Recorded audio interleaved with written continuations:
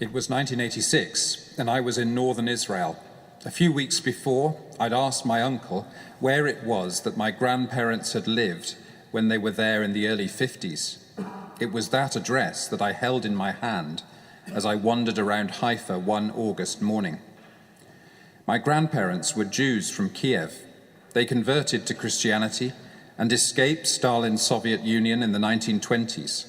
They came to Berlin, where they married and had 3 children.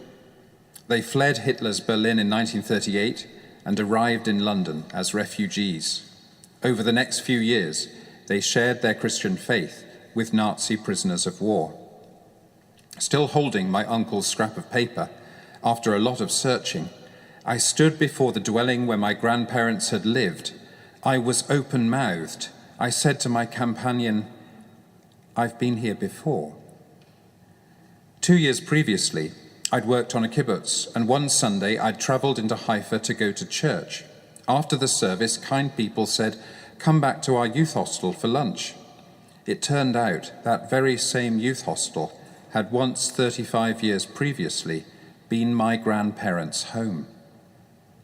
I want you to hear this story as a fourfold analogy for the church's relationship to the Jewish people. I want first to reflect on how it felt to find a house and to realize I'd been there before. That's what it's like for Christians to encounter Judaism. Christians seldom appreciate why Jews don't follow Jesus. Christians have tended to treat Jews as people who get half the story, have half a history, and read only half the Bible. But that's a colossal misunderstanding, because Judaism, since the 1st century AD, has developed profound traditions of which many Christians are entirely unaware. The reason I say this is like finding a house you've been in before is that when Christians truly come to know Judaism and find out what makes their Jewish neighbors tick, they discover a tradition that in many respects puts their own tradition to shame. Christians need to recognize with utmost humility that someone else has been living in this house for a long time. Christians who dwell with Jews as they live and breathe their tradition quickly discover they've been living an impoverished spiritual life. Next, I want to ponder what it meant to realize this house in Haifa was inhabited by my ancestors. Judaism isn't simply another faith. It's the parent of Christianity. It's the manger in which Christ is laid. The incarnate Jesus is a Jew. The risen and ascended Jesus, sitting at the right hand of the Father, is still a Jew.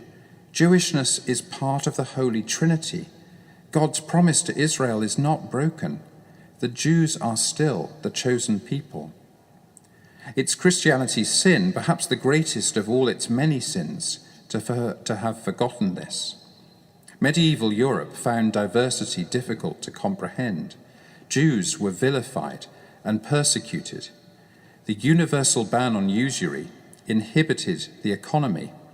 Since the ban didn't apply to Jews, and they were ostracized from most professions, they became vital to finance. This became a pretext to despise and yet envy the Jews. Christians who rejoiced in the salvation Jesus brings seemed meanwhile eager to make every Jew culpable for the crucifixion. This tendency to ostracize, blame, fear, and yet depend on the Jews culminated centuries later in the Holocaust. Christians today think of the Holocaust as part of the horror of the Nazis and the rationale for the slaughter of the Second World War. But we don't dwell sufficiently on those events as a religious catastrophe. We perceive Jews wondering why God did not prevent this apocalyptic swathe of death, but we seldom recognize that its justification was based on 1,000 years of Christian antisemitism. The Holocaust was an act not just of genocide, but of fratricide. These were not vulnerable strangers, but our brothers and sisters. This was my family. Which brings me to the third element of my search. It was complicated. It took me till well into adulthood to begin to disentangle the German, Jewish, and Ukrainian parts of my family's story. and so much of it was shrouded in secrecy, anxiety, and fear. And this confusion has characterized Christian interaction with Jews since the Holocaust. A sense of guilt, shame, and pity has created a reticence in talking about faith and identity. And that has led to treating Jews not as family, but as an imprecise other faith or racial minority or interest group. I want to finish with a fourth image from the story. Imagine yourself as that young adult searching around Haifa, holding a scrap of paper. That scrap of paper is the Bible, which is a gift to Jews and Christians. And yet that scrap of paper is also 2,000 years of history in which Christianity has shown all its worst features in relation to the Jews. And when you do find the right address, you'll find a dwelling place where Jews and Christians are together a blessing to one another and to the world. Because that's what God's promise to Abraham was originally about, bestowing a blessing upon all the families of the earth. In Genesis 12, God says to Abraham, "I will bless those who bless you."